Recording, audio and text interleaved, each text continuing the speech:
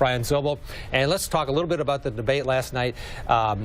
Donald Trump came out very hard against Bill Clinton, and then also Hillary Clinton with the emails saying he would put her in jail if he were elected president, or at least try to, hiring a special prosecutor. Overall, did he stop the bleeding?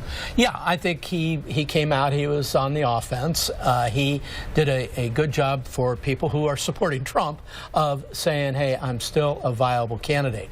Now, that, of course, does not speak to what we know is the polling today, or even all of the social media chatter that went on. Although I would say, Ted, that obviously people were paying attention, and to the extent that people pay attention, that's good for the body politic. What was the biggest moment last night in your estimation? What stood out to you? Well, I think I expected him to come out and be kind of a different candidate. I expected him, after being pounded pretty relentlessly for a lot of hours, that he wouldn't have the energy that he did. And he came out and he was really well prepared. He had a lot of facts at his command, and he did a really good job. On the other side of it, I thought Hillary Clinton came out a little flatter than she had, and this is in a format that benefits her.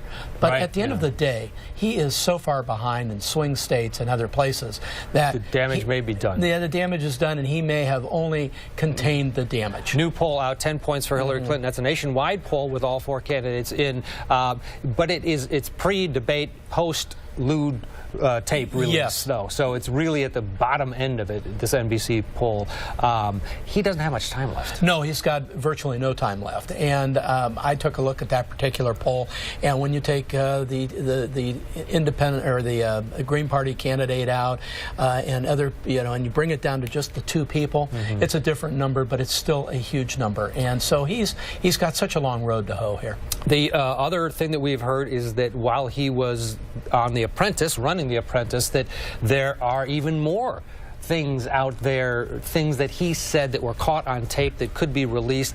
Knowing the Clintons and the way that they can strategize a campaign, would you be surprised if this was only the first of a few bombshells? Oh, absolutely. The tape from the bus was the October surprise.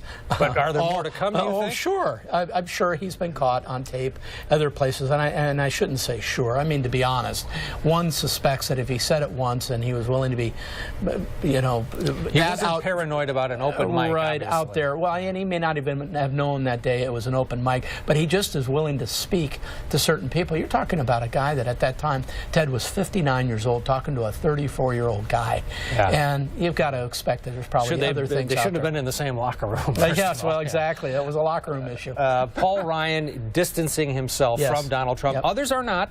And Mike Pence now all in today after silence for a few days. Yes. He is going to tie his political career to this. I guess it's his best shot to get to the White House. Well, he doesn't have a lot of choice. You're 30 days out, and what are you going to do? Quit? Right. Not quitting. So you're going to go with the program. And by the way, I was less upset, or not upset, less moved by the fact that they had a disagreement than what I read. If you think a vice presidential candidate agrees with a presidential candidate 100% of the time, that just is not reality. Syria, yeah, that's not reality. And but not a factor. Nah, not a factor. Right. Yeah. All right, Brian Sobel. Yeah, thanks for the insight. It goes on. Yeah. Yep. The final stretch. Yes. Frank. Yeah, another 29 days.